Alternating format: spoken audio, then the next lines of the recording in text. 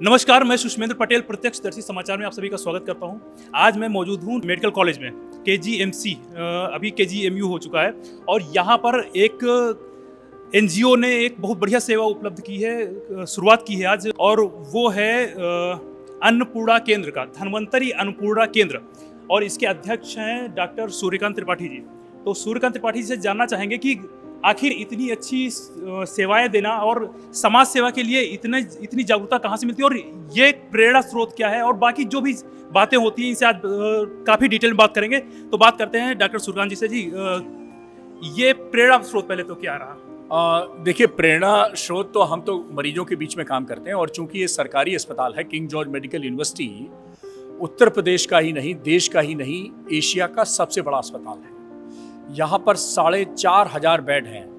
अब 4,500 मरीज यहाँ पर रहेंगे तो सोचिए 10,000, 8-10 हज़ार के ऊपर उनके अटेंडेंट भी रहते हैं। तो इन लोगों के साथ, जैसे रोगियों को सरकार मुफ्त भोजन देती है, लेकिन जो उनके साथ परिजन होते हैं, अटेंडेंट जिनको हम कहते हैं, उनके लिए कोई भोजन की व्यवस्था सरकार की तरफ से नहीं होती है हमारे किंग जॉर्ज मेडिकल यूनिवर्सिटी में।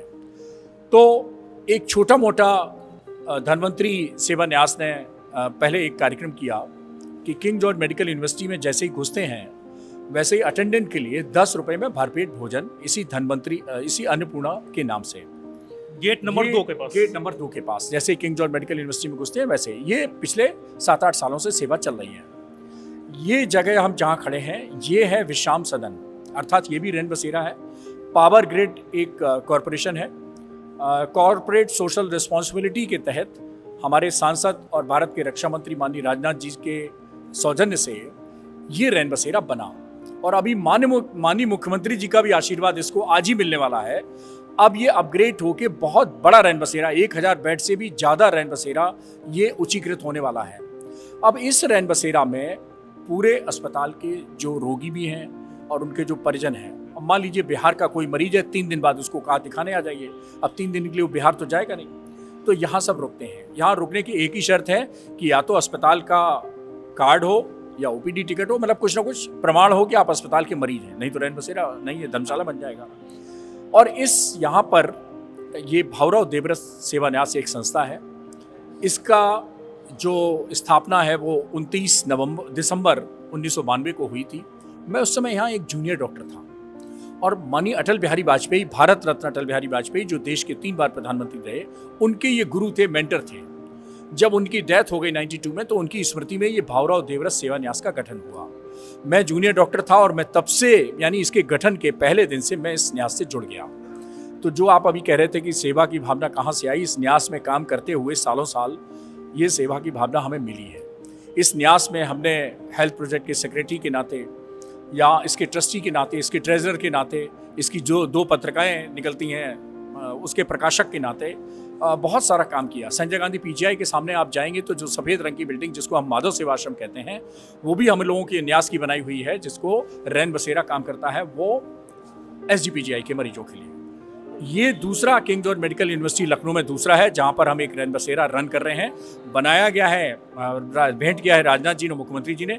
यहाँ पर अटेंडेंट की भोजन की व्यवस्था अच्छी हो, पौष्टिक हो, शुद्ध हो, हाइजीनिक हो, उसमें कोई ना हो, ये सुनिश्चित करने की, क्योंकि हम लोग को अनुभव है, हम रैन बसेरा माधव सेवा आश्रम संजय गांधी पीजीआई का भी चला रहे हैं, हम यहाँ का भी चला रहे हैं, और धन्वंतरी का पहले से चल रहा है। तो धन्वंतरी सेवा न्यास और भावराव देवव्रत सेवा न्यास दोनों ने अपने हाथ मिलाकर आज ये कार्यक्रम शुरू किया है। यहाँ पर अटेंडेंट को हम भोजन प्रदान करेंगे, सुबह का जलपान और दोपहर का भोजन और शाम का डिनर। 24 घंटे सुविधाएं उपलब्ध हैं जी। अच्छा जी, एक बहुत बड़ा सवाल लोगों के मन में होगा कि है कीमत कितनी होगी इसकी? जी बिल्कुल ठीक बात है। हमारे देश में ऐसे 6 रैन बसेरा चल रहे हैं। भावराव देवव्रत सेवा न्यास ऐसे 6 रैन बसेरा पूरे देश में चला रहा है, जिसमें 2 लखनऊ में मैंने आपको बताए, एक एम्स दिल्ली है, एक नेशनल कैंसर इंस्टीट्यूट छज्जर हरियाणा में है, और एक पटना में है, और एक छठा जो अभी लेटेस्ट खुला है वो एम्स ऋषिकेश में है। ये 6 हम चला रहे हैं, और 6 में समरूपता है। हम सुबह सुबह जो जलपान देते हैं वो 15 रुपए में देते हैं, हम दोपहर का और रात का जो भोजन देते हैं वो 35 रुपए में देते हैं। और 35 रुपए में भरपेट भोजन? जी कैसे? जी, अब देखिए ऐसा ना, ये देखिए ना, सब समाज के सहयोगी हैं, हमारी दीदी हैं, लखनऊ कैंसर इंस्टीट्यूट की डायरेक्टर हैं, बहुत सारे लोग हैं हमारे पीछे, आप देख सकते हैं ये शिवा है, ये है जोशी जी हैं, हमारे सचिव हैं नीरज जी, हमारे गुप्ता जी हैं। आप सोचिए इतना सहयोग करते हैं सब लोग, मिश्रा जी हैं, त्रिपाठी जी हैं, कहाँ गए पंकज मौर्य जी, तो बहुत सारे लोग हैं, हमारे ताराकांत जी हैं। डॉक्टर को लोग भगवान का रूप बोलते हैं। आज देखिए डॉक्टर वास्तव में भगवान का ही रूप होते हैं। कुछ लोगों को छोड़कर कुछ अपवाद और होते ही हैं, सब समाज में होते हैं, और वही चीज़ आज यहाँ पे अगर डॉक्टर में आप भगवान देखना चाहते हैं तो KGMC आइए, KGMU आइए। KGMC को KGMU कर दिया गया है और काफ़ी समय से, लेकिन हम लोगों की आदत पड़ी हुई है KGMC बोलने की। तो KGMU आइए और देखिए यहाँ पर 35 रुपए में भरपेट भोजन। 35 रुपए में आप अगर घर पे भी भोजन बनाते हैं तो इतना तो खर्च हो ही जाता है, इससे ज़्यादा ही खर्च हो जाता है। और यहाँ पर भरपेट भोजन और आवास की सुविधा भी उपलब्ध है यहीं पर रैन बसेरे के माध्यम से।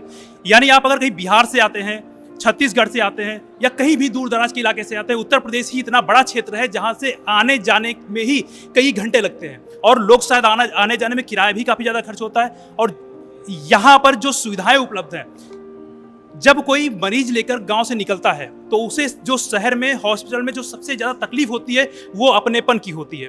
यहाँ पर अपनापन मिलेगा, 35 रुपए में भोजन मिलेगा, रैन बसेरे में रहने की व्यवस्था मिलेगी, और इतने सब के बाद मुझे लगता है कि इलाज कराना कहीं ना कहीं एक बहुत सरल हो जाता है। जो हालांकि इलाज कराना किसी का भी पेशेंट जब किसी के साथ होता है तो वो तकलीफ में होता है, लेकिन ये चीज़ें तकलीफ उनकी कम करती हैं, और उस चीज़ के लिए यहाँ पर जो व्यवस्थाएं की गई हैं ये सराहनीय हैं। और यहाँ पर मैं अभी आपको डिटेल से बताऊंगा कि आप कैसे इन सुविधाओं का लाभ ले सकते हैं, क्योंकि ये जो जगह जो आप देख रहे हैं ये आपको ऐसे लोकेशन का एहसास नहीं हो रहा होगा। ये है कहाँ पर है? मेडिकल कॉलेज में, लेकिन मेडिकल कॉलेज का क्षेत्र काफ़ी बड़ा है, मतलब इतना बड़ा है कि अगर आप ढूंढना शुरू करें तो शायद यहाँ पर ऐसे पहुँचना थोड़ा मुश्किल है। तो मैं अभी आपको डिटेल से दिखाऊंगा, आप सड़क से लेकर यहाँ तक पहुँचने का पूरा रास्ता दिखाऊंगा कि कैसे आप यहाँ तक पहुँचे। डॉक्टर साहब कुछ और करना चाहेंगे?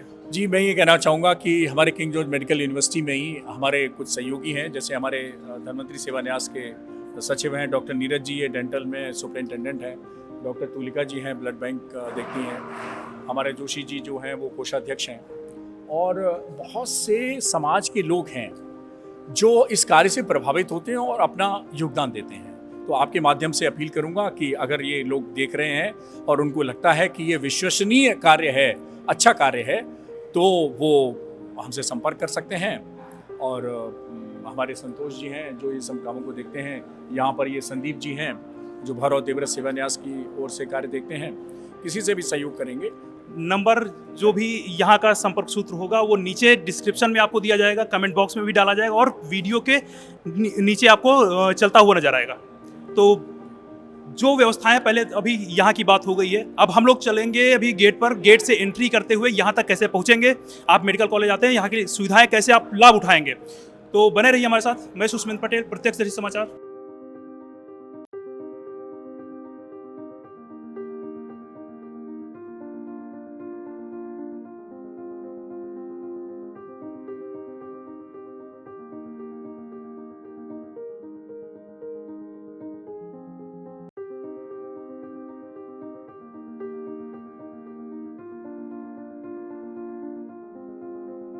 एक हम लोग से गलती हो रही थी या एक भूल हो रही थी कि खाने की हम लोगों ने बात कर ली, रेट का भी बात कर लिया कि मात्र 35 रुपए में भरपेट भोजन, लेकिन स्वाद कैसा होगा और स्वास्थ्य के लिए कैसा रहेगा, इसके बारे में हम लोग बात करना थोड़ा सा भूल गए थे, और ये छूट रहा था, ये छूटना नहीं चाहिए। तो भाई साहब खाना खा चुके हैं, खाना कैसा था? बहुत अच्छा था। ये 35 रुपए के हिसाब से भोजन कैसा है? और खैर पैसे की बात छोड़ते हैं हम लोग, टेस्ट कैसा और स्वास्थ्य के लिए आपको कैसा लग रहा है? स्वास्थ्य के लिए बस ऑयल फ्री है, स्वास्थ्य के लिए एकदम परफेक्ट है, जैसा खाना चाहिए।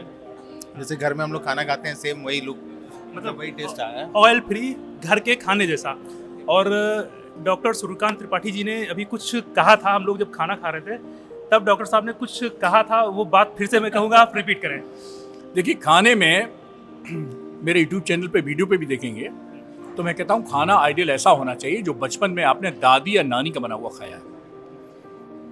अब मैं कामना करता हूँ कि आज की लड़कियाँ भी जब आगे चल के खाने बनाने की स्थिति में आएँ, जब भी बनाएं हफ्ते में एक बार, महीने में एक बार, तो कृपया अपनी दादी नानी को याद रखें। तो मेरा ये रहता है कि सब्जियों में आप जैसे अक्सर जाते हैं ना बड़े होटल में या और कहीं पार्टी में, तो ऊपर पहले तेल दिखता है, किसकी सब्जी है वो तेल हटा के पता चलता है, तो ऊपर तेल नहीं होना चाहिए। कई बार सब्जी खत्म हो जाती है तो उसके बेसमेंट में तेल दिखता है, खास तौर पे आलू की सब्जी में। तो ना मेरा इंस्ट्रक्शन होता है खाना बनाने को, ना ऊपर तेल ना नीचे तेल, नंबर 1। नंबर दूसरा, मसाला इतना हो कि भाई पेट खराब ना कर दे, तो गरम मसाला यहाँ भोजन में प्रोहिबिटेड है। मैं किचन में रखा ही नहीं है गरम मसाला, हटवा दिया। तीसरा, हमारे यहाँ कई लोग प्याज तो ज़्यादातर खा लेते हैं खासतौर पर, लेकिन लहसुन कई बार लोग नहीं खाते हैं, तो हम गार्लिक नहीं डलवाते हैं। तो तेल कम, गरम मसाला नहीं और लहसुन नहीं, ये 3 इंस्ट्रक्शन रहते हैं। और कहता हूं कि जिस प्यार से नानी दादी खिलाती थी, सब कार्यकर्ता उसी प्यार से खिलाएं यहाँ पे अटेंडेंट को, और वो स्वाद लाएं जो दादी नानी के समय आपको बचपन में मिला है। डॉक्टर साहब, अटेंडेंट के अलावा भी लोग खाना खाना चाहेंगे जिस तरह से आप खाना दे रहे हैं? इसमें हम मीटिंग करेंगे, अभी ये पॉलिसी तय नहीं हुई है, क्योंकि ये तो अटेंडेंट के लिए है।